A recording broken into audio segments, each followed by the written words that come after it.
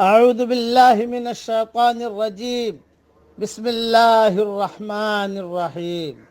سورہ روم مکہ مکرمہ میں نازل ہوئی، مگر آیت نمبر 17 مدینہ منورہ میں نازل ہوئی۔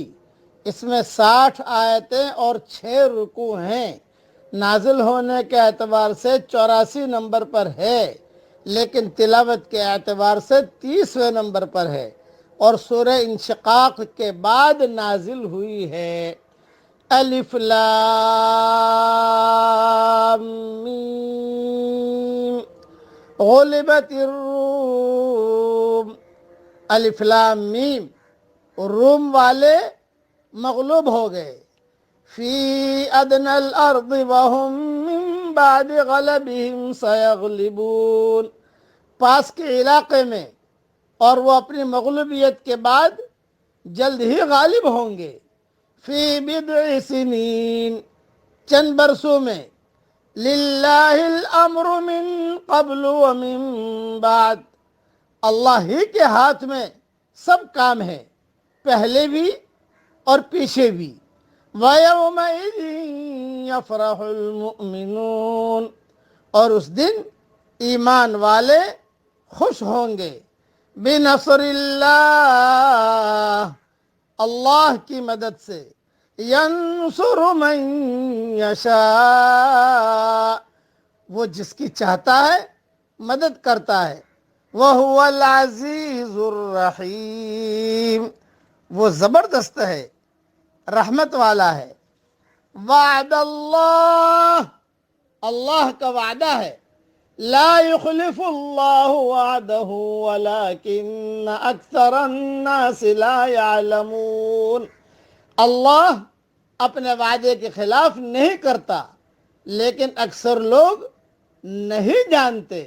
یعلمون ظاہرا من الحیات الدنیا، وہ دنیا کی زندگی کے صرف ظاہر کو جانتے ہیں۔ وَهُمْ عَنِ الْآخِرَةِ هُمْ غَافِلُونَ، اور وہ آخرت سے بے خبر ہیں۔ اَوَلَمْ يَتَفَكَّرُوا فِي أَنفُسِهِمْ، کیا انہوں نے اپنے آپ میں غور نہیں کیا؟ ما خلق اللہ السماوات والارض وما بینہما الا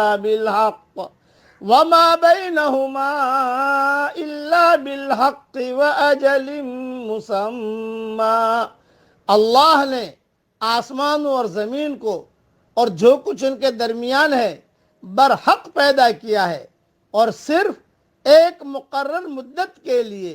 وَإِنَّ كَثِيرًا مِّنَ النَّاسِ بِلِقَاءِ رَبِّهِمْ لَكَافِرُونَ، اور لوگوں میں بہت سے ہیں جو اپنے رب سے ملاقات کے منکر ہیں۔ اس میں ایک بات میرے والد صاحب رحمۃ اللہ علیہ کی بتا دیتا ہوں۔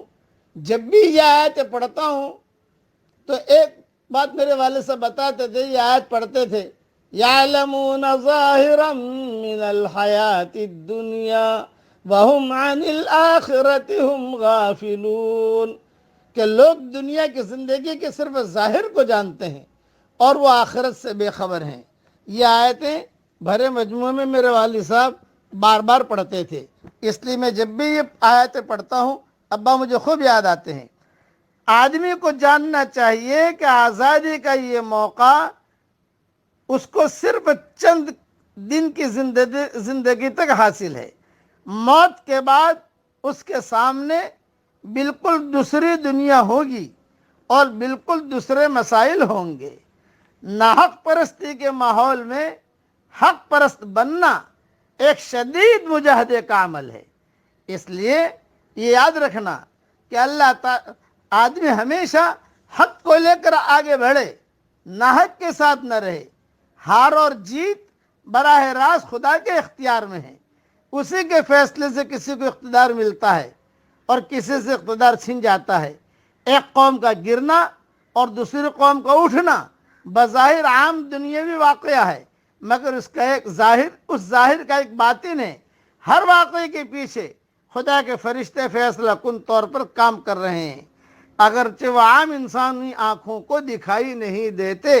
اسی طرح موجودہ عالم ظاہر کا بھی ایک باطن ہے اور وہ عالم آخرت ہے، اس لیے ہر آدمی، ہم سب کو آخرت کی تیاری کرنی چاہیے۔ اللہ تعالی ہم سب سے راضی ہو جائے، آمین۔ وآخر دعوانا ان الحمد للہ رب العالمین۔